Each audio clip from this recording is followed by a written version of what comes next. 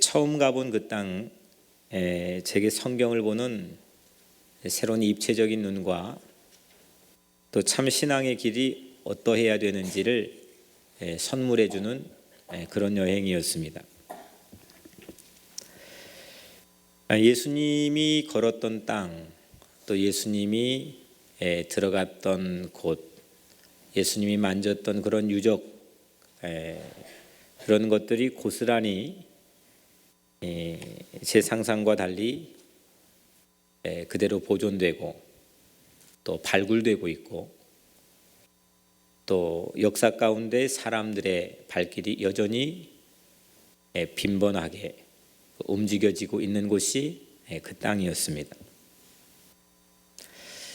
예수님이 스며 있는 그 이스라엘 땅은 제게 크게는 세 가지 얼굴을 보여주었습니다. 첫 번째는 갈릴리 얼굴이었습니다. 여러분 갈릴리 많이 들어보셨죠? 저도 그런 줄 알았어요. 갈릴리 호수 주변으로 예수님이 사역을 많이 하셨는데 거기만 저는 갈릴리라고 생각했는데 갈릴리 지방이 있었습니다. 그리고 갈릴리 지방이 예수님이 사역했습니다. 물론 갈릴리 호수를 중심으로 해서 그 갈릴리 지역 전체를 예수님께서 사역을 하셨는데, 그 갈릴리의 얼굴을 그 이스라엘 땅은 저에게 첫 번째 얼굴로 보여줬습니다. 가장 저 북쪽에 있습니다.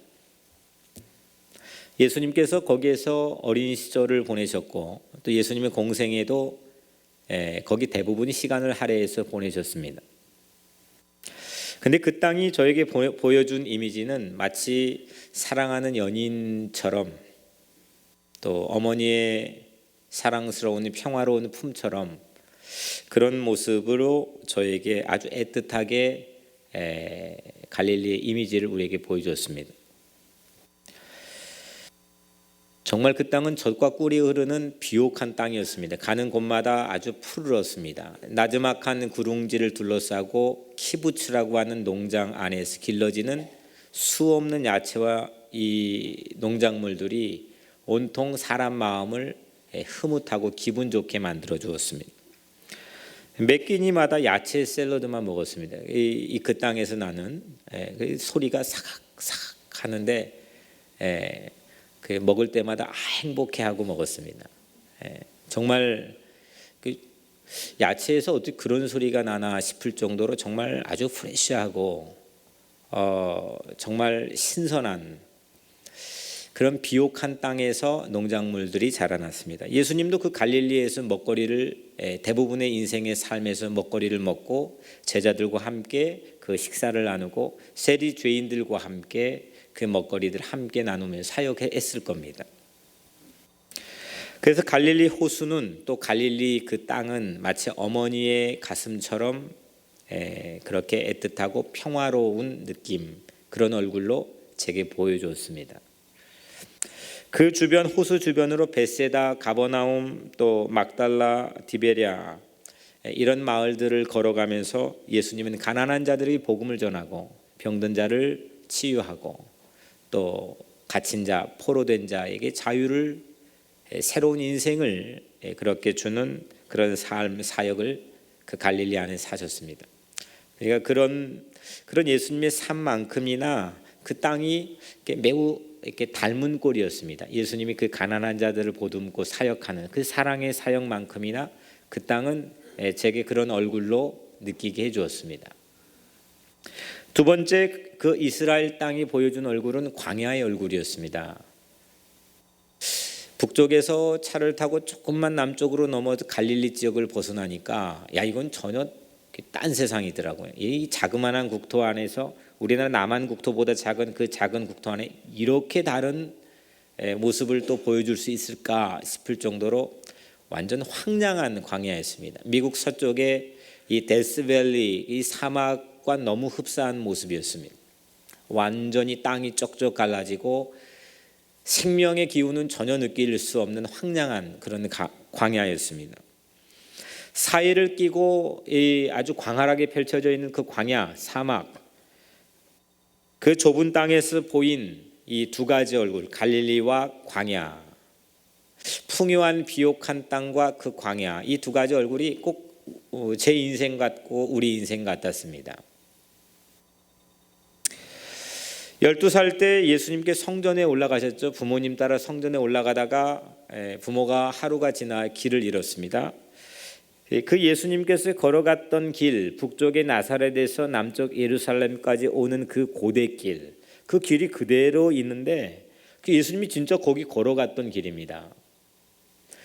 그 길을 바람이 너무 세게 불어서 위험하기 때문에 이게 걸어가면 안 되지만 조금만 걸어보았습니다. 천길 낭떠러지입니다. 그런 천길 낭떠러지 광야길을 예수님께서 왔다 갔다 하셨습니다. 그리고 사역 초입에 그 유대 광야에서 여러분들 아시는 것처럼 세 가지 시험을 받으셨습니다. 예수님께서 강도 만난 한 이웃, 그 이웃을 도와줬던 선한 사마리아 사람의 비유, 그 비유도 광야에서 길어 올린 그 영성을 가지고 해주신 비유입니다.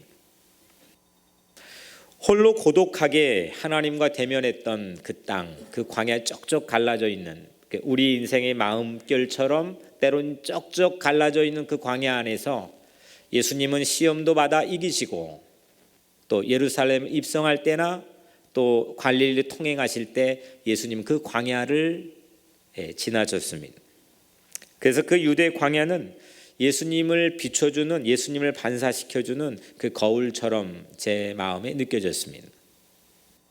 첫 번째 그 이스라엘 성지, 이 거룩한 땅이라 불려지는 그 땅이 첫 번째 저에게 보여준 얼굴은 뭐라고요? 갈릴리의 얼굴. 두 번째는요? 광야의 얼굴. 세 번째 마지막 얼굴, 오늘 말씀의 포커스, 이 스포트라이트를 이렇게 좁혀줘야 될 세 번째 얼굴이 예루살렘의 얼굴입니다. 예루살렘은 여전히 지금도 우리 가까이 있는 맨하탄처럼 도시 긴장이 잔뜩 서려 있는 그런 땅이었습니다. 그 땅에는 이슬람 종교도 또 유대 종교도 또 기독교도 여러 종교들이 서로 간에 아주 일촉즉발의 그런 긴장감이 서려 있는 분위기에서 함께 공존하고 있는 도시였습니다. 일전에 이 솔로몬 성전, 예루살렘의 성전터를 방문했는데 그 성전터에는 이제 다 무너지고 우리가 알고 있는 것처럼 이슬람의 사원인 모스크가 세워져 있고 그 성전터에 방문할 땐 아예 성경책을 들고 갈 수가 없습니다. 성경책을 꺼내 읽었다가는 읽을 수는 있겠지만 읽었다가는 나 혼자 잘못되는 게 아니라 중동의 매우 중요한 화약고가 되어서 아주 거기에는 폭동이 일어날 수 있는 그런 위험을 안고 있는 그런 긴장이 감도는 땅이었습니다. 유대교의 종교인들, 예수님 당시 2000년 전이죠. 예수님 당시에도 유대교의 이 종교인들, 서기관, 바리새파 사람들이 예수님의 행보를 이게 억누르고 막아서기 위해서 긴장했던, 결국 예수를 십자가에 처형해 버렸던 그 땅이 바로 예루살렘입니다. 지금이야 우리가 기독교, 교회라고 하는 이름을 우리가 달고 정체성을 가지고 있지만 당시 예수는 소수 이단 종파처럼 취급받았고 기독교는 그로부터 1500년 이후에 마틴 루터의 종교개혁에 의해서 개혁교회, 개신교가 오늘 우리 말씀의 중심의 종교로 우리 안에 신앙으로 자리 잡고 있습니다. 당시에는 기독교라고 하는 하나의 어떤 그룹이 유대교에 상존해서 결투를 벌였던 것도 아니고 그냥 소수 이단 종파처럼 그렇게 보여지는 그 예수의 행보, 근데 거칠 것 없이 십자가의 길을 걸어가면서 당시 헤게모니와 기득권을 가지고 있던 바리새파, 사두개파 사람들과 정면으로 충돌했던 그 땅이 바로 예루살렘이었습니다. 예수님의 진정한 입성을 오늘 우리가 읽은 말씀인 저는 겟세마네에서 함께 나누려고 합니다. 19장에서는 군중들의 함성에 묻혀가지고 예수님이 입성하신 마음, 그 이유를 우리조차도 주목하고 물어볼 여유를 잃어버렸는지도 모르겠습니다. 사람들 그러지 않습니까? 시끄럽고 환호하고 열광하고 막 그러면 내 마음의 고요한 정막 가운데서 중요한 본질, 중요한 이유에 대해서 물어볼 삶의 여유를 잃어버리고 막 달려갈 때가 있습니다. 대중의 여론에 휩쓸려서 사람들이 다 그렇대. 지금 사람들이 다 지금 이 연도에 나가서 환호하면 막 서 있고 난리더래. 이 대중의 여론에 휩쓸려서 예수의 마음, 그 예수의 떨리는 그 마음을 주목할 여유를 우리도 잃어버릴 때가 참 많이 있습니다. 오늘날 교회가 성도들 중심, 또 대중 중심, 어떻게 보면 교회가 팽창되고 교회가 확장되는 것에 대한 중심을 갖다 보니까 열광하고 환호하지만 조용하고 적막한 고독한 삶의 순간에 예수님은 왜? 이런 진지한 우리 삶의 깊은 질문을 던져볼 수 있는 마음의 여유를 잃어버리고 살아간지도 모르겠습니다. 그런데 오늘 겟세마네에서는 예수님께서 선에 입성하신 이 예루살렘 성에 들어가신 성례와 예수님 마음의 목표를 우리에게 분명하게 보여주고 있습니다. 오늘 우리가 읽은 말씀 가운데 우리 한번 같이 말씀을 읽어볼까요? 39절입니다. 우리 같이 한번 읽겠습니다. 시작. 예수께서 나가사 습관을 따라 감람산에 가심에 제자들도 따라갔더니, 지금 예루살렘 성전이 바로 이게 눈앞 코앞에 보이는 감람산 동편, 거기 한 동산에 예수님이 습관을 따라 제자들과 기도하기 위해 올라갔습니다. 40절 같이 읽겠습니다.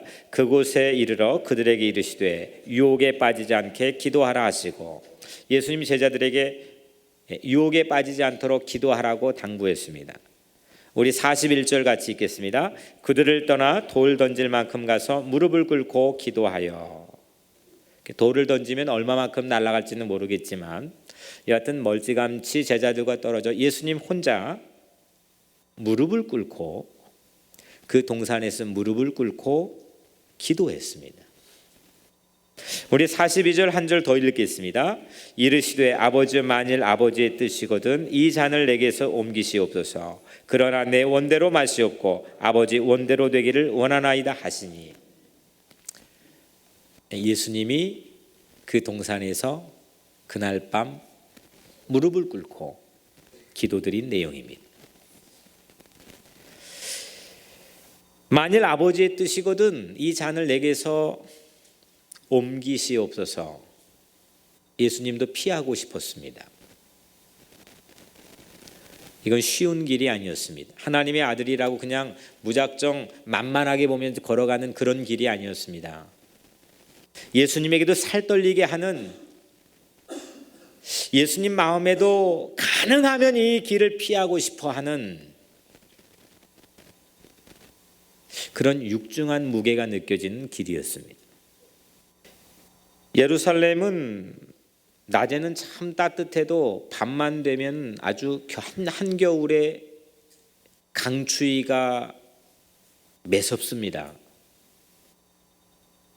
저희가 방문한 때가 예수님이 겟세마네에 올랐던 때와 때가 매우 흡사합니다. 그래서 우리는 그 밤의 온도를 느끼면 그 예수님 당시 겟세마네 동산에 올랐을 예수님이 어느 정도의 템퍼러처에서 기도하셨을지를 짐작해 볼 수가 있었습니다. 예루살렘 밤을 잠깐 거닐었는데 추워서 그냥 발길을 돌렸습니다. 요한복음 18장 18절에 보면 그때가 추운 고로 종과 아랫사람들이 불을 피우고 서서 쬐니 베드로도 함께 서서 쬐더라. 어디에서 일어난 일입니까? 예수님께서 신문을 받고 재판받기 위해 가야바 대제사장의 집 앞 뜰에서 있었던 일입니다. 지금 거의 동시간쯤에 일어났던 일입니다. 지금 여기는 건물로 둘러싸여 있는 이 성 안의 뜰입니다. 근데 거기에서도 불을 피고 쬐야만 추위를 이길 수 있는 그런 충분히 공감이 갔습니다. 그런데 허허벌판인 감람산 겟세마네 동산은 얼마나 추웠을까? 충분히 짐작이 갔습니다. 아마 예수님이 제자들을 흔들어 안 깨웠으면 제자들은 저체온증으로 동사에 걸려 분명히 죽었을 겁니다. 그냥 피곤하니까 육신이 약하니까 그냥 널브러져 가지고 거기에서 코 골며 자는 그런 모습이 아닙니다. 그날 추운 밤에 예수님은 그 동산에서 어떠했습니까? 오늘 44절 예수께서 힘쓰고 애써 더욱 간절히 기도하시니 땀이 땅에 떨어지는 핏방울 같이 되더라. 이런 기도를 과연 제가 어디서 봤을까? 또 저 안에서 그런 경험들이 언제 있었을까? 잘 떠오르지 않았습니다. 어제 우연히 어머니와 전화 통화를 했는데 오래전 30년 이전에 정말 고마운 한 목사님과 사모님을 기억해 잠깐 이야기를 전화로 나누었습니다.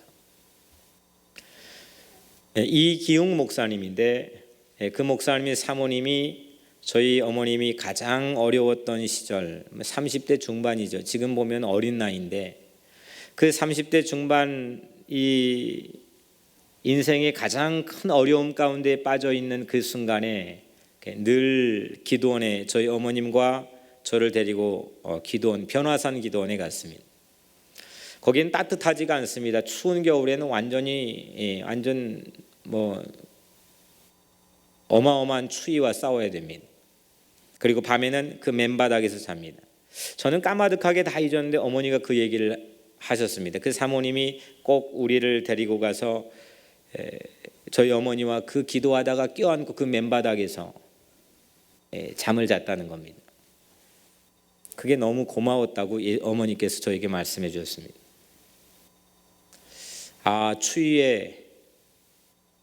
추위에 기도하는데 누군가의 마음에 들어가고 또 내 삶인 사랑의 땀방울이 흘려질 정도로 기도한 그런 삶의 체험들을 그렇게 어머니를 통해 간접 경험을 하게 하셨구나. 오늘 물론 이 말씀 설교를 한국에서 계시는 그 목사님의 사모님이 들으실지는 모르겠지만 참 저에게는 고마운 분입니다. 근데 그 사모님께서 저희 가정을 그 추운 맨바닥에 껴안고 정말 온 사랑과 정성을 다해 기도하셨던 그 정성을 훨씬 뛰어넘어서 예수님께서는 십자가의 길을 눈앞에 목전에 두고 그 아버지의 소원을 이루기 위해서 그 겟세마네 동산 그날 추운 겨울밤 홀로 그곳에서 우리를 위해서 기도했습니다. 여러분들은 오늘 종려주일을 보내면서 그 사랑을 받은 장본인이 바로 여러분들이라는 걸 여러분들을 아십니까? 누군가가 여러분들을 위해서 그 마음과 그 열정과 그 사랑, 그 추위에 땀이 흘러질 정도로 온 진액을 쏟고 온 마음을 쏟아서 내 인생을 위해 기도해 주시는 예수 그리스도가 여러분들의 삶을 녹화하고 있다는 사실을 여러분들은 아십니까? 저는 예수님의 진정한 입성은 겟세마네에서 시작되었다고 그렇게 생각하게 되었습니다. 대중들의 환호성이 현혹되지 않고 오직 아버지의 소원을 따라 입성하는, 아버지의 소원을 따라 마음 굳게 먹고 결심하여서 첫 발자국을 내딛는 첫 걸음은 겟세마네 기도였기 때문입니다. 예수님은 예루살렘 성이 아니라 오늘 우리 각자 인생에 입성하기 위해서 땀이 비 오듯 하는 걸 넘어서서 땀을 피 흘리는 것처럼 쏟았습니다. 과연 예수님께서 내 안에 우리 안에 입성하셨는가요? 이거 오늘 말씀의 제목입니다. 예수님께서 오늘 여러분들의 인생 안에 입성하셨습니까? 내 안에 예수님이 계십니까? 내가 예수와 함께 동행하는 삶을 살고 있습니까? 예수를 영접하시기를 주의 이름으로 축복합니다. 예수를 믿고 그분이 내 안에서 기도하실 내 안에 겟세마네의 자리를 마련하시기를 주의 이름으로 축복합니다. 그분이 나를 위해 땀 흘리고 눈물 흘리고 피 흘릴 수 있는 그 사랑의 예수님의 자리를 오늘 내 인생의 자리 안에 문을 열고 마련하시기를 주의 이름으로 축복합니다. 예수가 내 안에 입성해야 됩니다. 내 안에 들어와야 됩니다. 예루살렘은 단지 그 성 안에 들어가는 역사적인 사건에 불과하지만 사람들은 거기 호도되어 대중의 여론에 환호했지만 정작 예수는 울었습니다. 왜냐하면 그 성 안에 있는 많은 인류의 영혼들의 마음의 문이 닫혀져서 하나님의 사랑을 받아들이지 않았기 때문입니다. 오늘 종려나무 가지 흔드는 것, 2000년 지난 역사적 사건을 기념하는 것 누구나 다 할 수 있고, 호산나 찬양 부르는 것 누구나 다 할 수 있습니다. 하지만 정작 중요한 건 예수가 내 안에 입성하셨는가. 이것이 오늘 예수가 이 예루살렘에 입성하신 본뜻이요 의미였습니다.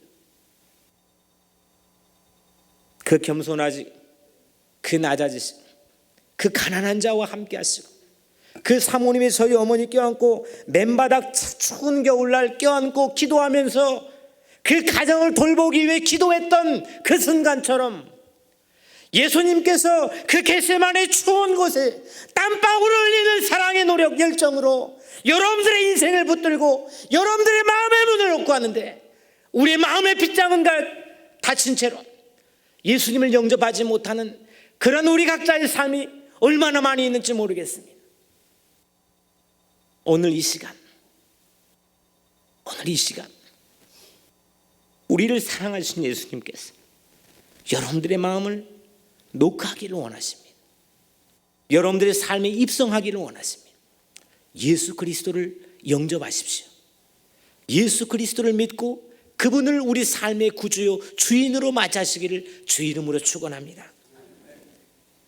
우리도 차 타고 어디에 입성하는 정도 인생이 머물 것이 아니라, 내 자녀가 어디에 잘 되고, 내가 직장에 어떤 승진이 있고, 내가 어떻게 출세를 하고, 내가 어떤 명예를 얻고, 이 정도의 성 안에 들어간 입성 정도로 우리 인생의 시간을 허비할 것이 아니라, 어떤 대가를 치르더라도, 어떤 최선을 다해서라도 내 선망하던 세상 새롭게 진출하는 천국에 입성하는 여러분들의 인생이 되기를 주 이름으로 간절히 축원합니다. 우리 그거 해야 되지 않겠습니까? 이 땅에 좋은 거 입성하면 뭐합니까? 마지막 그 최후의 순간에 우리가 하나님의 나라인 천국에 입성하지 못한다면 모든 게 허사가 되지 않겠습니까? 요한계시록, 오늘 전파사 모임에서 함께 볼 요한계시록 7장 9절 10절에 이 일 후에 내가 보니 각 나라와 족속과 백성과 방언에서 아무도 능히 셀 수 없는 큰 무리가 나와 흰옷을 입고 손에 종려가지를 들고 보좌 앞과 어린 양 앞에 서서 큰 소리로 외쳐 이르되 구원하심이 보좌에 앉으신 우리 하나님과 어린 양께 있도다. 예루살렘이 입성할 때 사람들이 손에 종려가지를 흔들었지만 그때는 예수님께서 예루살렘에 입성했습니다. 하지만 이 요한계시록 7장에는 수많은 흰옷 입은 하나님의 구원받은 백성이 천국에 입성하는 그런 장면입니다. 오늘 내 안에 예수가 입성하는 그 길을 통해서만이, 예수가 내 안에 입성해야만이 우리가 천국에 입성할 수 있는 것을 여러분들 믿으시길 바랍니다. 겟세마네에서 흘린 땀과 눈물 그리고 십자가의 보혈이 우리를 천국에 입성하게 할 줄로 믿습니다. 눈물이 증오를 이겼습니다. 겟세마네에서 흘렸던 그 땀이 세상 당시 최고의 권력을 눌러 이겼습니다. 그리고 십자가에 흘렸던 그 보혈이 사탄이 손가락질함이 정죄하는 세상 모든 사망과 죄의 권세를 눌러 이겼습니다. 오직 예수 그리스도가 우리 안에 있으면, 예수님이 내 안에 있으면, 예수님이 오늘 내 안에 입성하시면 우리는 천국 안에 있을 줄로 믿습니다. 예루살렘에 예수님은 나귀 타고 입성했지만 겟세마네에 입성하신 예수님은 기도하는 무릎으로 입성했습니다. 나귀 타고 입성한 예수님을 수많은 인파가 환호했지만 겟세마네에 입성한 예수님 곁에는 잠자는 제자들이 있었습니다. 꼭 우리들 모습 같지 않습니까? 겟세마네는 잠을 자버린 제자들처럼 우리들의 현주소입니다. 황량한 추운 바람 부는, 거기에서도 잠에 골아 떨어져 버리는, 그것이 바로 우리들의 현주소입니다. 분위기 모르고 환호했다가 육신이 연약해 잠이 들 뿐인 우리들을 향해 여전히 예수 그리스도는 오늘 이 시간 여러분들 안에 입성하기를 간절히 소원하십니다. 사랑하는 성도 여러분, 오늘 주님은 낙타 무릎처럼 기도하는 무릎으로 내 안에, 우리 안에, 이 교회 안에 입성하기를 원하십니다. 내 안에 예수가 입성했는가? 아버지의 소원인 나를 살리기 위해 모든 걸 쏟으시고 내 안에 입성하기를 원하십니다. 예수를 믿으십시오. 예수 그리스도를 의지하십시오. 예수를 바라보십시오. 예수님을 사랑하십시오. 이제 우리도 예수님처럼 이 사랑의 겟세마네 기도로 누군가의 마음에 입성할 수 있는 그런 아름다운 삶이 되기를 주 이름으로 축원합니다. 인생 살아놓고 누구 자녀 마음에도 또 이웃의 마음에도 누구의 마음에도 입성할 수 없는 그런 강팍한 마음을 가지고 살아간다면 오늘 이 시간 예수님께서 내 안에 입성하시는 이 놀라운 사랑의 귀한 발걸음을 통해 오늘 여러분들도 이 땅 잃어버린 많은 이웃들의 마음의 문에 입성할 수 있는 그런 귀한 삶이 되기를 주 이름으로 간절히 축복합니다.